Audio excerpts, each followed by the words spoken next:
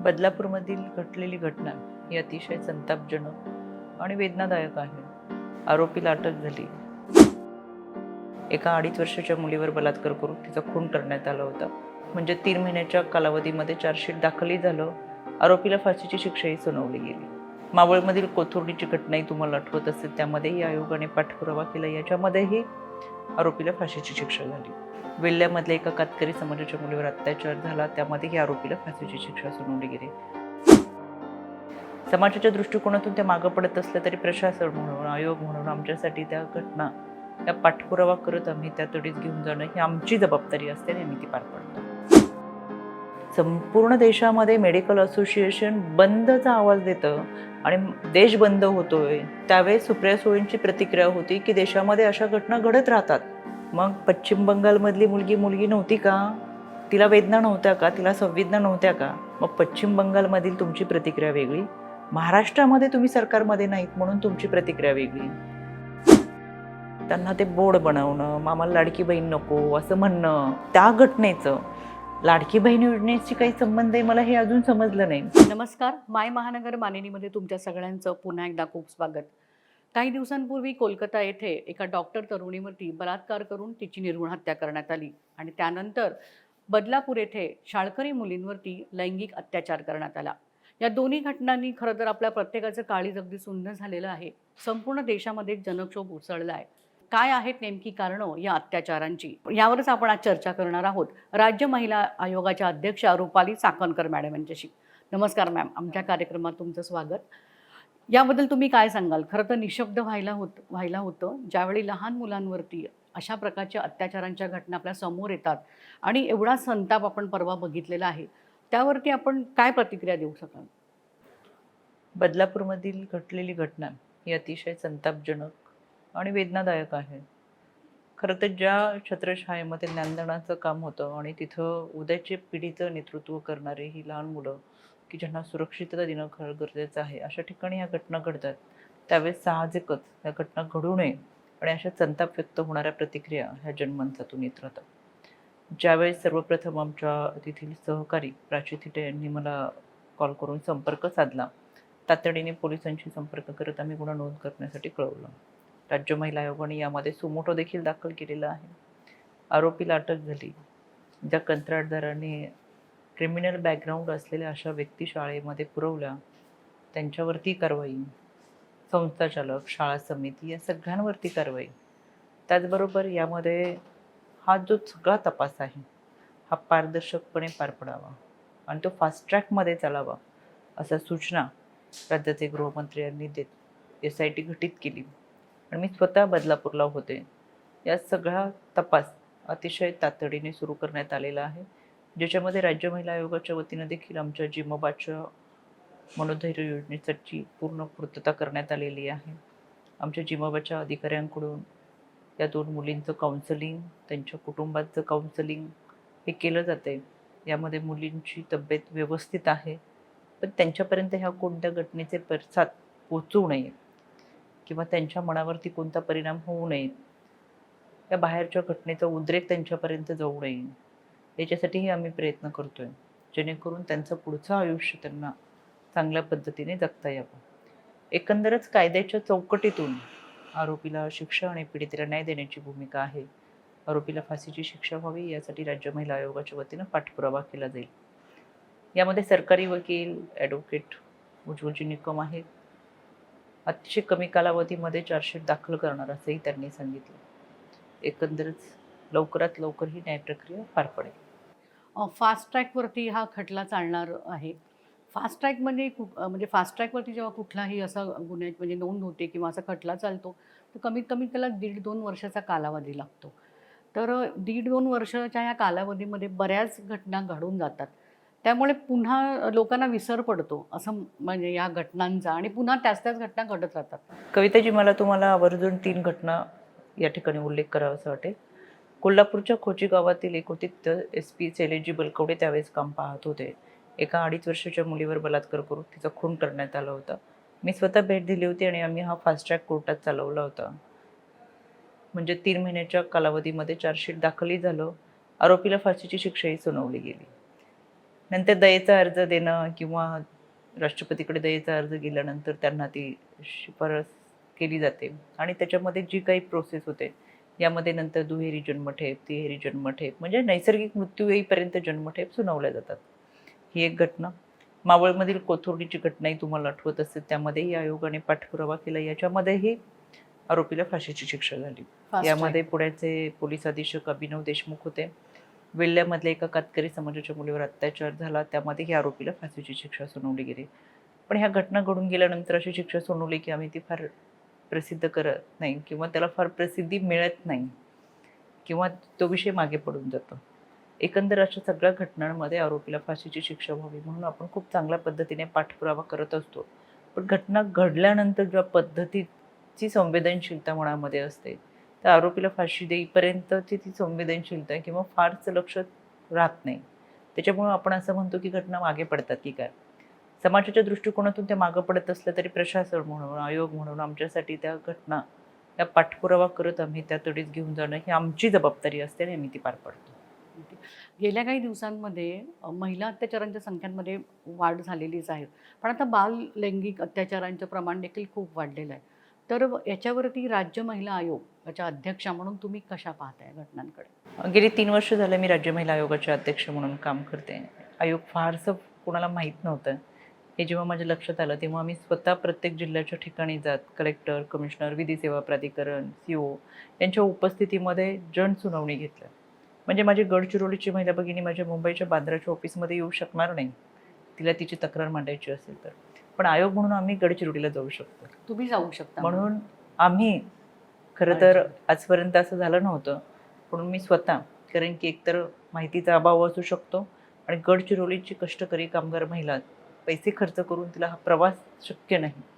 पण आयोग म्हणून आम्ही गडचिरोलीला गेलो, पालघरला गेलो, धुळेला गेलो, जळगाव, नंदुरबार, महाराष्ट्राच्या प्रत्येक जिल्ह्यात गेलो आणि अशा केसेस जनसुनावणी घेतल्या. जनसुनावणीमध्ये जागी न्याय देण्याची प्रक्रिया होते आणि तिथे येणाऱ्या 300-350 केसेस एका दिवसामध्ये त्यामध्ये कलेक्टर, कमिशनर, आयुक्त, CO, विधी सेवा प्राधिकरण, या काउन्सिलर या सगळ्यांच्या उपस्थितीमध्ये त्या सुनावणी जागी निर्णय देऊन निकालात काढल्या जातात. त्याचा फार मोठा फायदा झाला आणि म्हणून आज महाराष्ट्रात कोणालाही कुठेही काही झालं तरी आयोग कुठे आहे असा जेव्हा प्रश्न विचारला जातो तर एका बाजूला ह्या गोष्टीचं समाधान वाटतं की आयोग कुठे आहे याचाच अर्थ तुमचा आयोगावर विश्वास आहे आणि आयोगाने लक्ष घातलं तर प्रश्न सुटतील आणि यामुळे तुम्ही विचारता की आयोग कुठे आहे. खरं तर कालची घटना होती ती बाल हक्क आयोगाच्या अंतर्गत येते. पण राज्य महिला आयोग म्हणून आम्ही त्यामध्ये कारवाई करत तिथे उपस्थित राहत. शेवटी आरोपी हा आरोपी असतो, त्याला जात धर्म पात नसते, त्याची वृत्ती असते. त्या वृत्तीच्या विरोधातली आपली लढाई आहे आणि यासाठी आम्ही काम करतो. बाल हक्क आयोग, राज्य महिला आयोग त्याच्या भूमिका पार पडतात. यामध्ये पीडिताला न्याय देणं ही आमची सर्वात प्रथमची भूमिका असते आणि कायद्याच्या चौकटीतून आरोपीला शिक्षा आणि त्यासाठीचा पाठपुरावा यासाठीचा प्रयत्न आम्ही करत असतो. आता जसं आपण सांगितलं की म्हणजे आयोग तिथपर्यंत पोहोचतं, जेव्हा अशी घटना घडते तेव्हा आयोग तिथे पोहोचतं आणि तिथल्या तिथे त्यांचा म्हणजे थोडक्यात म्हणजे तिथल्या तिथे तो निर्णय घेतला जातो. पण ही खूपच म्हणजे कौतुकास्पद बाब आहे. आतापर्यंत बऱ्याच अशा महिला आहेत की ज्यांना राज्य म्हणजे महिला आयोग आहे हे माहिती आहे, पण तिथपर्यंत कसं पोहोचायचं हे देखील ठाऊक नसतं. पण आता जसं आपल्याला रुपाली त्यांनी सांगितलं की त्या आयोग स्वतःच त्यांच्यापर्यंत पोहोचते आणि ही खरंच कौतुकाची बाब आहे. आता ही जी म्हणजे अत्याचारांच्या ज्या संख्या वाढत आहेत, आकडा वाढत आहे दिवसेंदिवस आणि हा सगळ्या स्तरावरती आहेत. सर्व क्षेत्रामध्ये महिला आता काम करत आहेत. सर्व क्षेत्रामध्ये वेगवेगळ्या प्रकारे त्यांची पिळवणूक होत असते. अशा घटना पण समोर येतात. बऱ्याच वेळा महिला म्हणजे अब्रूच्या ह्याच्याने आपली अब्रू जाईल बाबा या भीतीने व्यक्त देखील होत नाहीत आणि त्या सहन करत राहतात. अशा महिलांना तुम्ही काय सांगाल? म्हणजे कविताजी, मला आपल्या माध्यमातून महिलांना सांगायचं आहे की शाळेत असताना त्यांच्यासाठी बीट मार्शल दामिनी पथक आहे. शिक्षक पालक संघटना प्रत्येक शाळेमध्ये असावं. सखी सावित्री कमिटी असावी की ज्याच्या माध्यमातून शिक्षकांमध्ये, पालकांमध्ये आणि विद्यार्थ्यांमध्ये असा संवाद साधला जाईल. शाळेच्या कॅम्पसमध्ये प्राईम टाईममध्ये पेट्रोलियन व्हावं याच्यासाठी बीट मार्शल आहे, दामिनी पथक आहे आणि प्रत्येक शाळेमध्ये CCTV कॅमेरे आणि तक्रार पेटी अनिवार्य आहे. हे शिक्षक पालक संघटनेचे जे प्रतिनिधी असतात त्यांच्या माध्यमातून याची चाचपणी व्हावी, नसेल तर त्यांनी संबंधित शिक्षण विभागाकडे तक्रार करावी. त्यानंतर कॉलेजवयीन आयुष्य जगत असताना तुमच्यासाठी टोल फ्री क्रमांक दिलेला आहे. तुम्ही शहरी भागात असेल तर 1091 हा टोल फ्री क्रमांक तुमच्यासाठी आहे. ग्रामीण भागामध्ये असेल तर 112 क्रमांक आहे. म्हणजे तुम्ही कॉलेजमध्ये जाताय, शाळेत जाताय, क्लासला जाताय, या सगळ्यांमध्ये प्रवास करत असताना प्रवासादरम्यान जर तुम्हाला असुरक्षित वाटत असेल, पण तुम्हाला कोणाची मदत हवी आहे, पण मदत कोणाची घ्यायची, तर या नंबरवरती डायल केल्यानंतर 7 ते 8 मिनिट आणि अंतर जर जास्तच असेल तर 10 ते 12 मिनिटापर्यंत हे पोलीस पथक तुमच्यापर्यंत पोहोचतं. हे कॉलेजच्या विद्यार्थिनींसाठी. आणि तुम्ही त्यानंतर जर व्यवसायाच्या ठिकाणी असाल, नोकरीच्या निमित्तानं तुम्ही कामाच्या ठिकाणी असताल, तर ज्या ठिकाणी तुम्ही काम करता त्या ठिकाणी IC कमिटी म्हणजे इंटरनल कंप्लेंट कमिटी, या कमिट्यांच्या माध्यमातून 10 पेक्षा जास्त सदस्य संख्या ज्या ठिकाणी आहे त्या ठिकाणी ही IC कमिटी अनिवार्य आहे. त्याशिवाय तुम्हाला कंपनीचं लायसन मिळत नाही. त्याच्यामुळे मी जिथं कामाला जाते त्या कामाच्या ठिकाणी जर 50 सदस्य संख्या आहे आणि महिलांची संख्या 10 किंवा 15 आहे तर IC कमिटी अनिवार्य आहे. आणि IC कमिटीला सिव्हिलचे सगळे ॲक्ट लागू आहेत. इतक्या मोठ्या प्रमाणाची ताकद ही कमिटीला दिलेली आहे. मग ही कमिटी अस्तित्वात असणं, ज्या ठिकाणी मी काम करते त्या ठिकाणी सुरक्षित असणं, तो माझा अधिकार आहे आणि तो मला मिळाला पाहिजे याची माहिती आम्हाला असेल. एकंदरच तुम्ही शाळा असेल, कॉलेज असेल, कामाचं ठिकाण असेल, या सगळ्या ठिकाणी तुमच्या सुरक्षेच्या दृष्टिकोनातून कायदा आहे आणि त्या कायद्याची अंमलबजावणी होण्यासाठी आम्ही मात्र सजग असणं गरजेचं आहे. नाही खूप म्हणजे ही खूपच चांगली कौतुकास्पद बाब आहे. मला एक प्रश्न विचारायचा होता मॅम तुम्हाला, की ह्या सगळ्या घटना घडत असताना प्रत्येक महिलेला आपण आता सांगतोय की सेल्फ डिफेन्स फार गरजेचा झाला आहे, कारण प्रत्येक वेळी पोलीस आपल्या मदतीसाठी 24 तास आपल्या सोबत नसतात. अचानक काही घटना घडून येतात. अशा वेळी महिलांनी स्वतःला कशा पद्धतीने सुरक्षित ठेवावं, असं तुम्हाला एक राज्य महिला आयोगाच्या अध्यक्षा म्हणून तुम्ही काय आवाहन कराल? यामध्ये सेल्फ डिफेन्सच्या माध्यमातून ठीक आहे, तुम्ही खूप छोट्या छोट्या गोष्टी सेल्फ डिफेन्समधल्या की तुम्ही स्वतःचा बचाव कशा करू शकता. किमान तुम्ही सेल्फ डिफेन्सचा 1 दिवसाचा जरी कोर्स झाला आणि आपल्या लक्षात असेल की या छोट्या गोष्टी आहेत, पण त्या फार मोठ्या काम करण्यासारख्या आहेत. याच्यामध्ये तो एक आत्मविश्वास निर्माण होणार असतो. गर्दीच्या ठिकाणी असाल तर तुम्ही आरडाओरडा करू शकता, स्वतःचं रक्षण करू शकता. इतर ठिकाणी पाठलाग कोणी करत असेल किंवा तुम्हाला कोणी त्रास देत असेल तात्काळ त्याची तक्रार नोंदवू शकता. मी सांगितलं तशा पद्धतीचे टोल फ्री क्रमांक तुमच्याकडे आहेत. या सगळ्या कोणत्या ना कोणत्या व्यासपीठावरून तुम्ही तुमची तक्रार नोंदवणं फार गरजेचं आहे आणि ती नोंदवली गेली पाहिजे.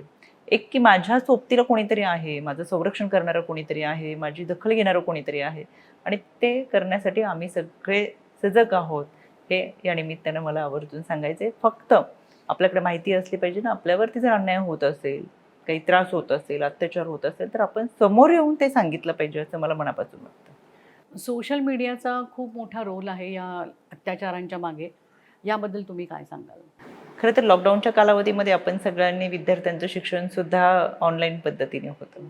या दिवसांमध्ये मोठ्या प्रमाणात लहान मुलांच्या हातामध्ये मोबाईल्स आले आणि पुस्तकी ज्ञान घेण्याऐवजी त्याच्या मध्ये जाहिरातींच्या निमित्तानं ज्या पद्धतीने न्यूड वेबसाईट्स किंवा वेब सिरीज येत होत्या त्या कुठेतरी मुलं त्याला फॉलो करायला लागली.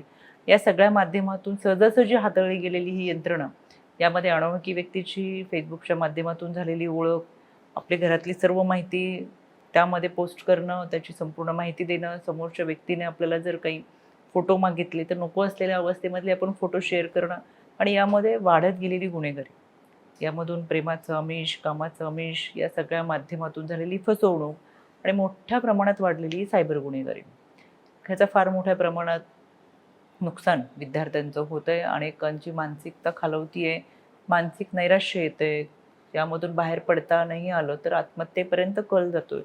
आणि म्हणून राज्य महिला आयोगाच्या वतीनं आम्ही मेटा कंपनीबरोबर टायअप करत, महाराष्ट्रातला हा पहिला प्रोजेक्ट आहे ज्याच्यामध्ये राज्य महिला आयोगाने फेसबुकच्या मेटाबरोबर टायअप करत कार्यक्रमाचं नियोजन केलं.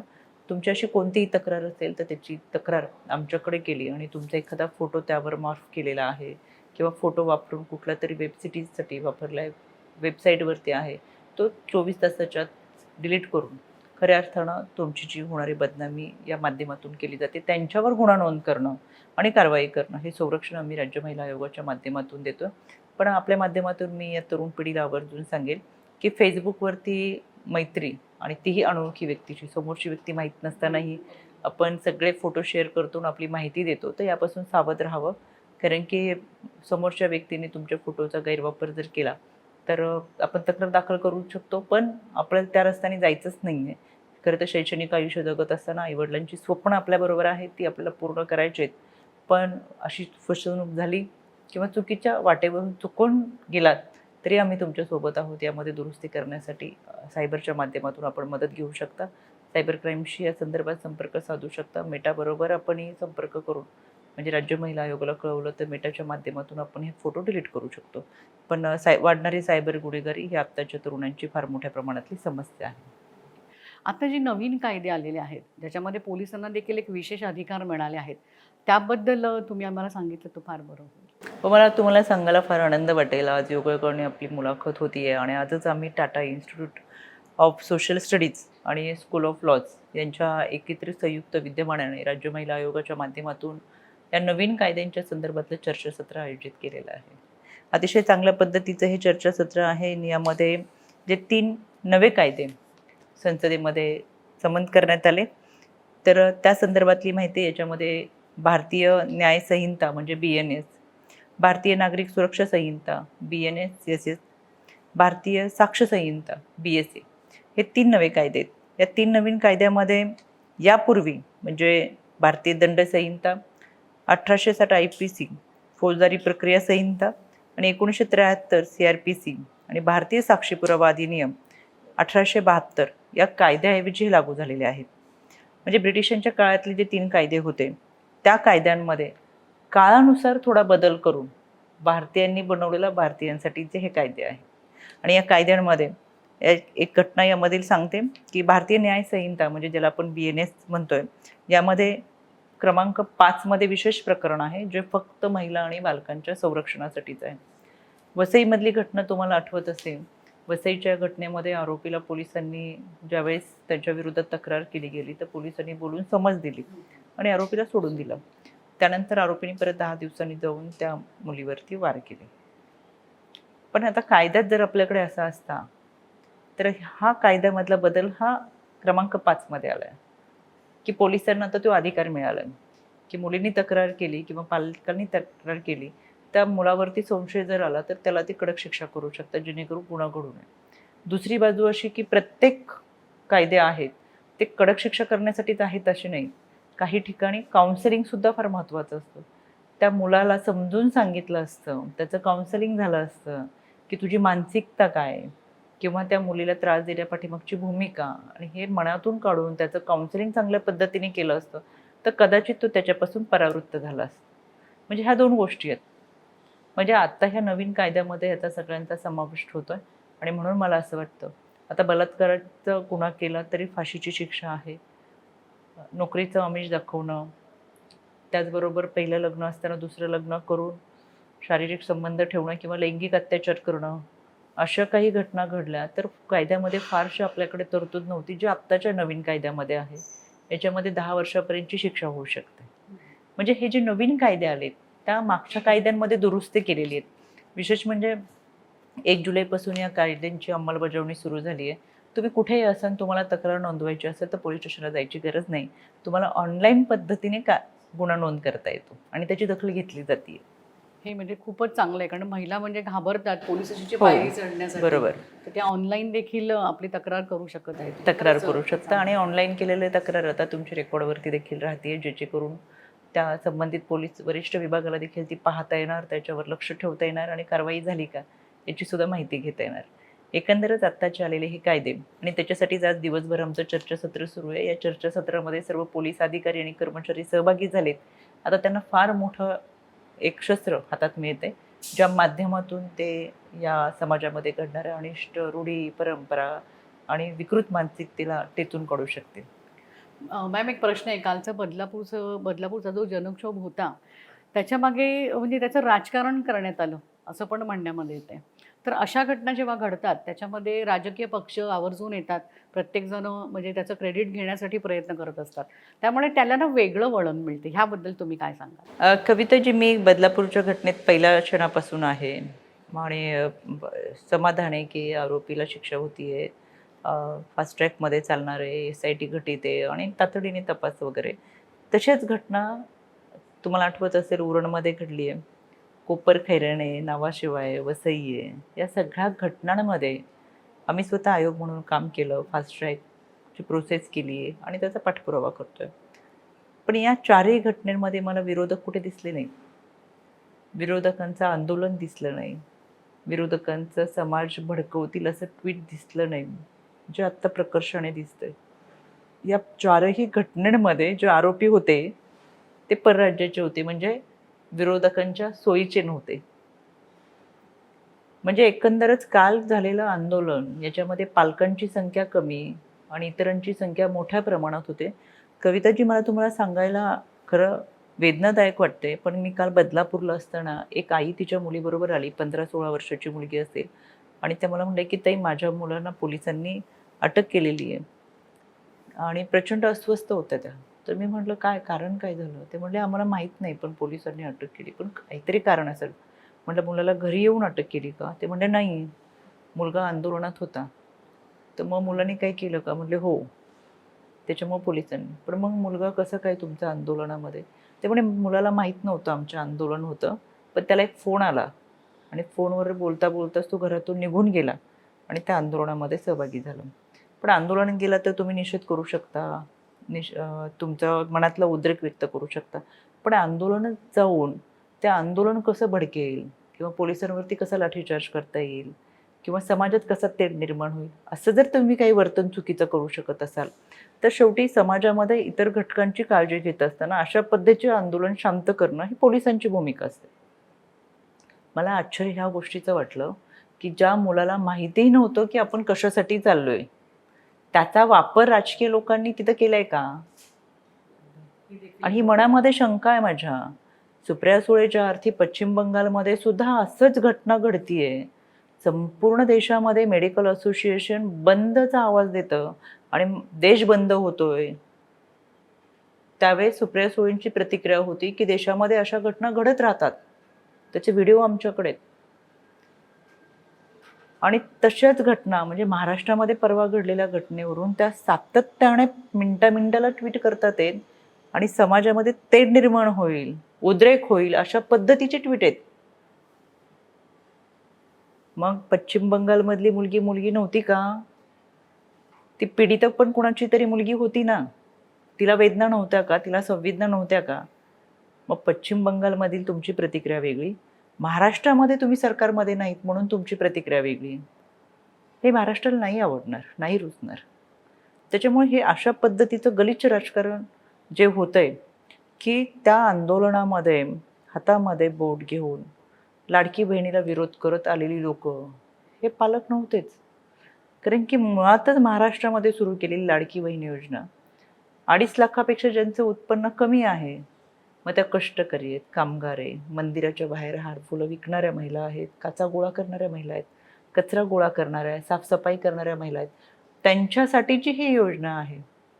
आणि ती योजना जेव्हापासून सुरू झाली, महिलांपर्यंत पोहोचली, महिलांनी त्याला उत्तम प्रतिसाद दिला, तेव्हापासून विरोधकांना एनकेन प्रकारे ती थोपवायची, त्याच्या विरोधात भडकावे भाषण करायचे, उद्रेक तयार करायचा आहे.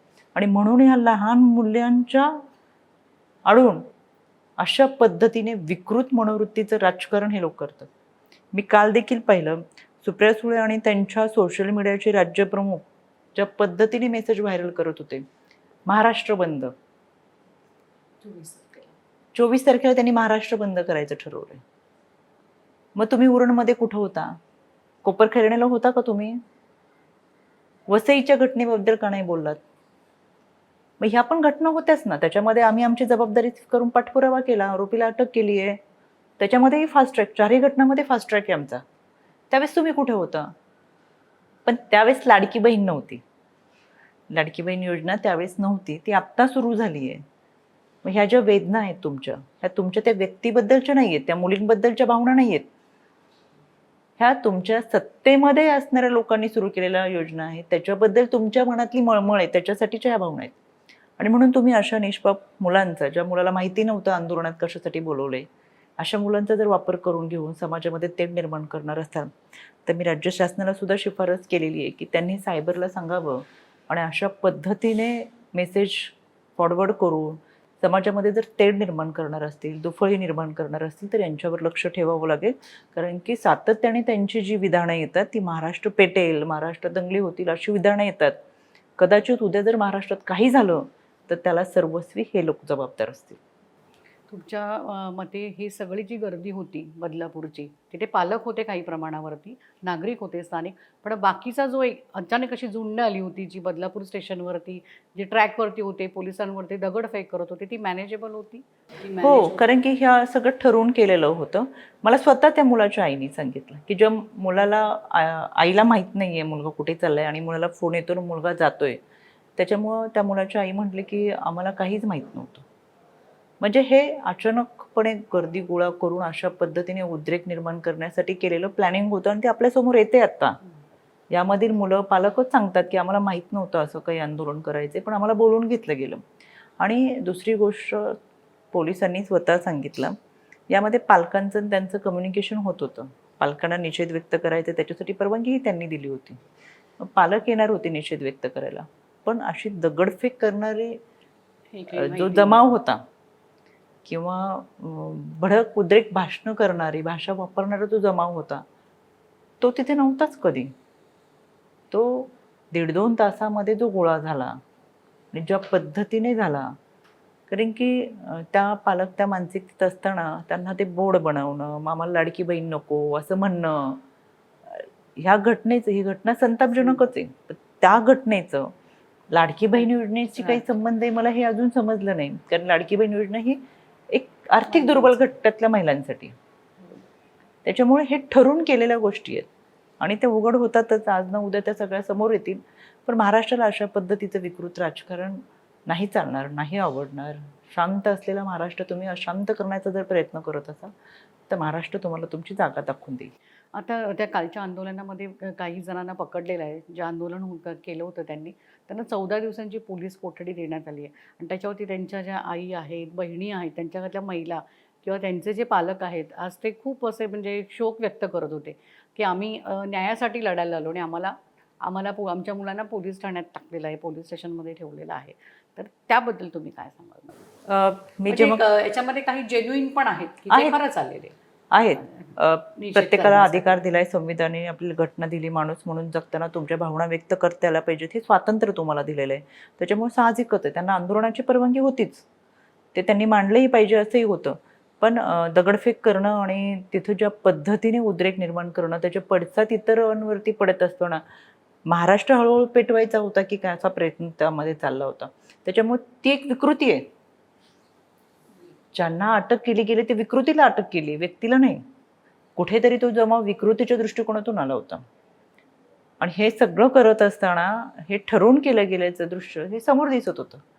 त्याच्यामुळे याच्यामध्ये जे अटक झालेत, कॅमेऱ्यामध्ये जे दिसतात, ज्यांनी पोलिसांवरती लाठीचार्ज करण्याचा अधिकार हा सर्वसामान्य नागरिक किंवा इतर कोणालाही नाही. त्याच्यामुळे जमाव पांगवण्यासाठी पोलिसांनी कायद्याचा वापर करतात किंवा तिथं अजून कोणत्या घटना तीव्र स्वरूपात घडू नये याची काळजी घेणं ही पोलिसांची जबाबदारी आहे. पण दगडफेक करणं आणि ती दगडफेकमध्ये कित्येक जीव जाऊ शकतो. अगदी. दगडफेक कोणावरती आहे? तोडफोड हिंसक कशासाठी आहे? इतक्या झाला मोठ्या होता. प्रमाणातली तोडफोड, तुमचा उद्रेक मान्य आहे. पण ती तोडफोड कुणाची आहे? कशाची आहे?